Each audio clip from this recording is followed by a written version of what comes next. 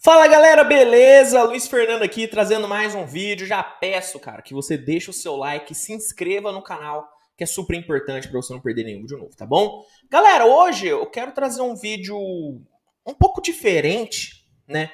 Onde eu quero falar sobre um estudo que o Bob Marks, jornalista da ESPN, fez sobre as 8 equipes que controlam o futuro da NBA. Como assim?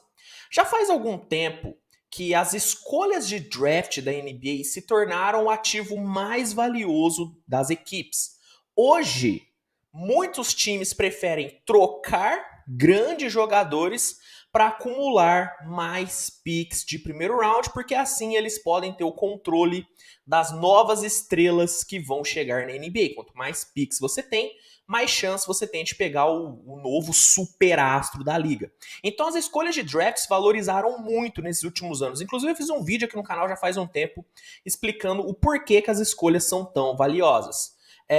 O Bob Marks, ele nesse estudo, que daqui a pouco eu vou botar aqui na tela pra gente ir dando uma discutida, ele diz que como eu posso te dizer, essa inflação das escolhas de draft começou por volta de 2019, que foi quando rolou duas trocas bem cruciais para esse efeito começar a acontecer. A troca do Anthony Davis para o Lakers, onde o Pelicans conseguiu uma quantidade bem relevante de escolhas de draft, e principalmente da troca de Paul George, quando estava no Oklahoma, para o Clippers, onde ali o Thunder pegou 5 escolhas de primeiro round totalmente desprotegidas. Segundo Bob Marks, foi aí que essa inflação das picks de draft começou, e de 2019 para cá, 8 equipes se tornaram as grandes detentoras da grande maioria de escolhas de draft, né, cara? Se você for olhar essas 8 equipes somadas,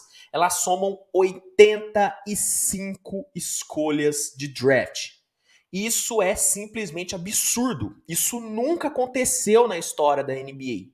E a gente pode dizer que essas 8 equipes, por ter essa quantidade exorbitante de escolhas de draft, são de fato as equipes que controlam o futuro da liga, cara. Porque quanto mais picks de draft você tem, mais chance você tem de pegar grandes jogadores. E nesse vídeo, eu vou pegar aqui o estudo do Bob Marks, vou até já botar aqui na tela, para a gente falar sobre cada uma dessas 8 equipes e discutir aqui um pouco como que elas chegaram a esse número simplesmente bizarro de escolhas de draft. Ó, primeira equipe aqui é o Utah Jazz, né? Os jogadores principais que foram trocados para o Utah conseguir 14 picks de primeiro round foram Rudy Gobert, Donovan Mitchell e Royce O'Neal. Com a troca desses 3 jogadores, o Utah conseguiu essas 14 picks de primeiro round. Algo simplesmente bizarro, né? Que a gente vê que são 3 desprotegidas de Minnesota, 3 desprotegidas de Cleveland, uma top 5 protegida de Minnesota em 2029 e mais algumas pick swaps, né? Que são opções que a equipe tem de trocar de posição no draft com a outra equipe. Isso aqui é um número muito grande. E o Utah é uma equipe que ainda não usou nenhuma dessas piques novas. Então o Jazz deve sim ser um time que vai se focar demais em draft nas próximas temporadas. E antes de eu passar para a segunda equipe e assim falar sobre todas elas, só quero dar um detalhe que é muito importante. A partir do momento que você consegue muitas escolhas de draft vindas de outras equipes, a equipe detentora dessas escolhas pode se dar ao luxo de não precisar tancar, de não precisar de não precisar perder de propósito, porque a grande maioria de escolhas que essas 8 equipes têm não são delas. Essas escolhas não dependem da campanha ruim do detentor, entendeu? Não tem problema o Utah ir bem numa temporada, porque de forma garantida o Utah vai ter um caminhão de picks para o draft, porque essas picks são de outras equipes. Então, outro efeito causado por essa quantidade incrível de escolha de draft que cada uma dessas equipes tem é que o tanque deixa de ser tão necessário para você se sair bem num draft. Obviamente que, beleza, se você quer muito um top 3 no draft, o ideal é você tancar para garantir uma escolha top 3. Mas não necessariamente você precisa tancar para ter escolha de draft hoje, porque se você tem um jogador bom, você pode trocar ele e acumular escolhas de draft, como por exemplo o Utah fez com Rudy Gobert e Donovan Mitchell. Então, o Utah tem 14 picks de primeiro round. Indo aqui para a segunda equipe, tem o Oklahoma City Thunder, que assim como o Utah também tem 14 picks, só que o Oklahoma começou esse processo já faz um tempo, né?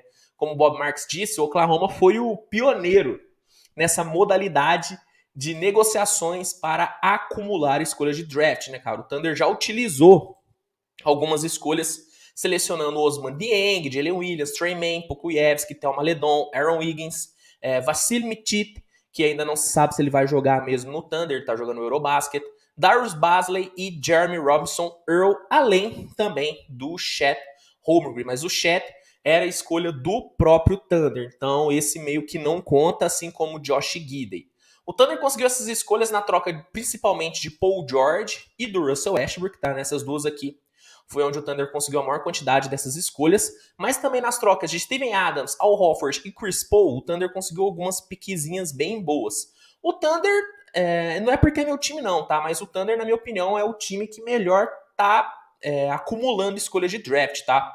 Tô gostando muito do que o Thunder tá fazendo. E como o Bob Marks disse, o Thunder é o pioneiro dessa modalidade. Então tem que respeitar o Thunder, porque o que o Oklahoma tá fazendo para conseguir escolhas de draft é algo que a NBA nunca viu, cara. Realmente é bem revolucionário isso. Terceira equipe aqui é o San Antonio Spurs, que com as trocas de Kawhi, DeRozan, Derrick White e DeJounte Murray, conseguiu 11 escolhas de draft e já fez bom uso de algumas delas, tá, cara? Né? O San Antonio já conseguiu Keldon Johnson, Blake Wesley e Malaki Branham vindos do último draft. O San Antonio é um exemplo de time que não tá tancando de fato para conseguir bons jogadores, né? O San Antonio tá jogando o que pode, sem se preocupar necessariamente em perder, e ainda tá conseguindo bons talentos, né? Keldon Johnson é um ótimo jogador, Blake Wesley e Malaki Branham são dois bons prospectos. Então o San Antonio é aquele exemplo de time que trocou estrelas, pegou escolhas de draft e que não tá precisando se preocupar em tancar para conseguir escolhas. Provavelmente o San Antonio deve tancar nessa próxima temporada, porque o time é ruim e tem Victor Wembanyama aí no board, né, cara? Então a corrida pro Victor Wembanyama deve ser composta por várias equipes, incluindo o San Antonio. Mas até essa próxima temporada, o San Antonio não estava tancando. Por quê? Porque estava tranquilo, porque a maioria das picks que o time tinha, que o time tem, na verdade, são de outras franquias, são de outros times. Então o San Antonio é um exemplo de equipe que, pelo fato de acumular muitas escolhas, não está precisando tancar.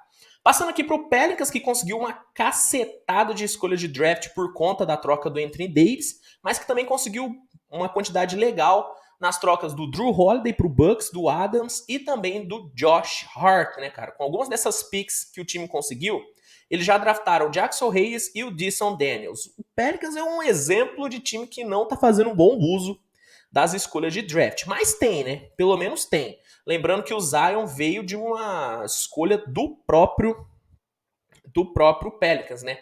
Aqui, o Pelicans tem 9 escolhas garantidas que podem acabar se tornando 10, porque a pick de 2025 do Bucks pode acabar se tornando do Pelicans se for entre a primeira e a quarta escolha. Como isso não vai acontecer, porque foi uma troca antiga, provavelmente essa pick aqui de 2025 do Bucks não vai ficar com o Pelicans, mas na teoria o Pelicans pode acabar ficando com 10 escolhas de primeiro round.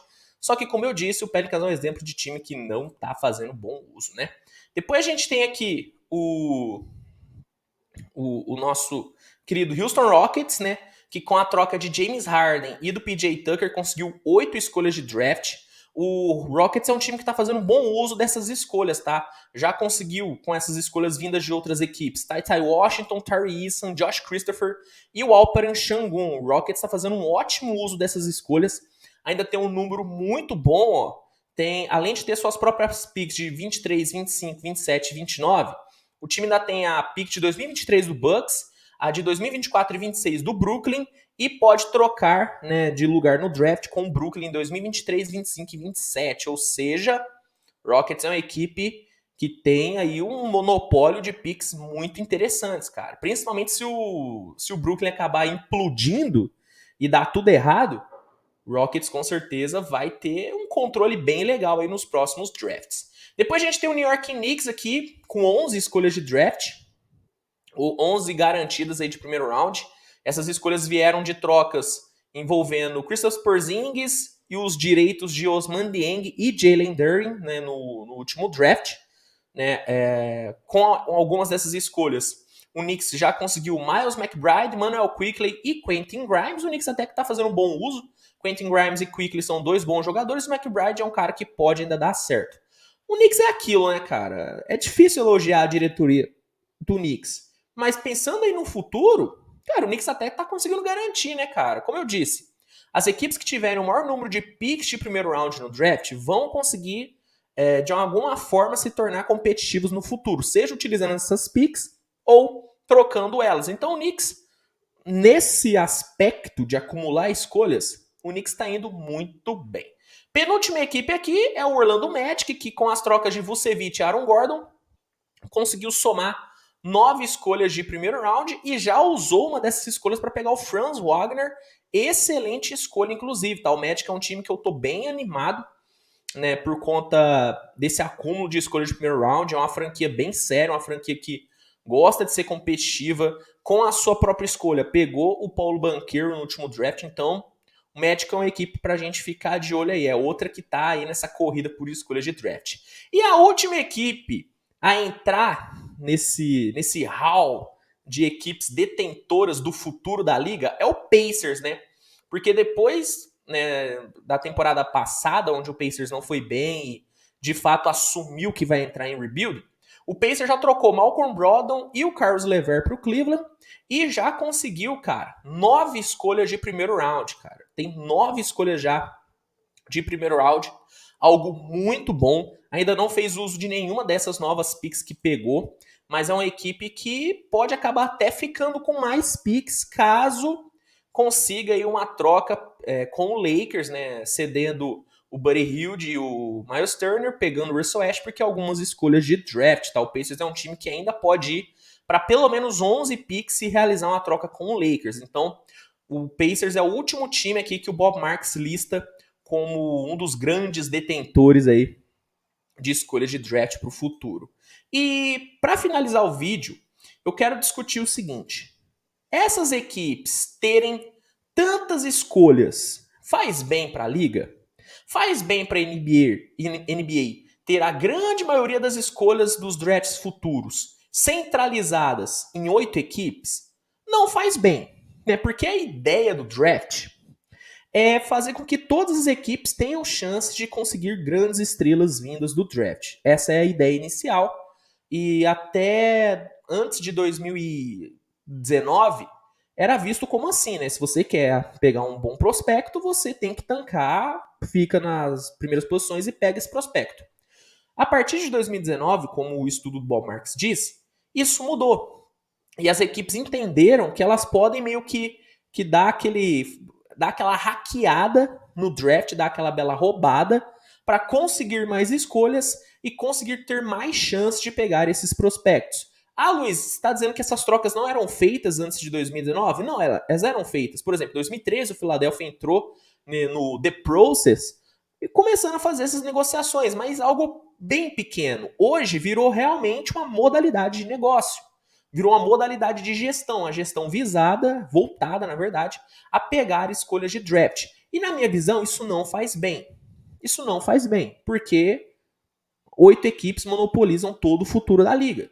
Essas 8 equipes têm todo o poder. Essas são as 8 equipes hoje que eu considero as mais poderosas. Essas 8 equipes, e curiosamente, tirando o Knicks, nenhuma outra tem um mercado tão maravilhoso assim.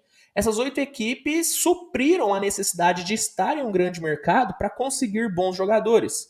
Porque tendo essas escolhas de draft, as equipes selecionam os melhores prospectos no draft, porque são 85 escolhas divididas em 8 times, então, consequentemente, pelo menos um desses times vai ter uma superestrela, e também por ter esse número enorme de picks, elas podem conseguir grandes jogadores por meio de troca. Então, obviamente tem o lado bom, porque equipes de mercado menor podem conseguir grandes atletas e isso faz bem para essas equipes, mas tem um lado ruim porque a ideia de disseminar talento por toda a liga por conta do draft, essa ideia não existe mais, porque querendo ou não, o talento do draft fica centralizado em quem tem mais picks. E hoje, essas 8 equipes são as que têm mais escolhas, ou seja, são as que têm o verdadeiro controle do futuro da liga.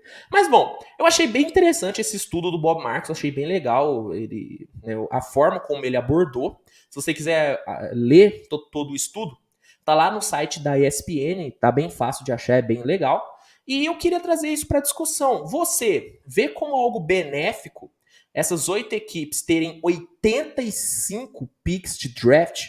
Você acha que isso é benéfico ou maléfico para a liga? Comenta aqui que eu quero saber sua opinião. Se gostou do vídeo, deixa o like, se inscreve no canal e compartilha o conteúdo com seus amigos, tá bom? Galera, hoje ainda tem muito vídeo para sair, então fica ligado para não perder nada. Um grande abraço e a gente se vê no próximo vídeo, gente. Tchau, tchau, tamo junto.